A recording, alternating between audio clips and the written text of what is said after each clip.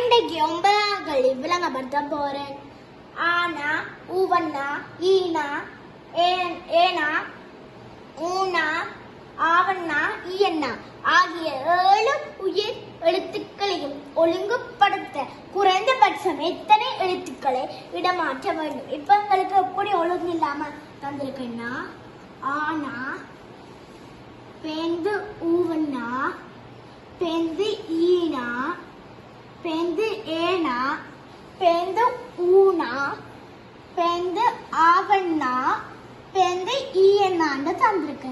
ஆனா இதை நாங்க ஒழுங்குமுறைப்படுத்தினா, ஆனா, ஆவண்ணா, ஈனா, ஈயண்ணா, ஊனா, ஊவண்ணா, ஏனாண்டு வரும். இப்ப நாங்க என்ன பார்க்கணும்? இது ஒரே மாதிரி இங்க சென்று விடும். ஏண்டா அதை இடம் மாற்றப்படாது. இங்க ஆனாவும் மானாவும் ஒரே இடத்துல இருக்குது. அப்படின்னா அது இடம் மாற்றப்படாது. ஈனாவும் ஒரு இடத்துல இருக்கு, அது இடம் மாற்றப்படாது.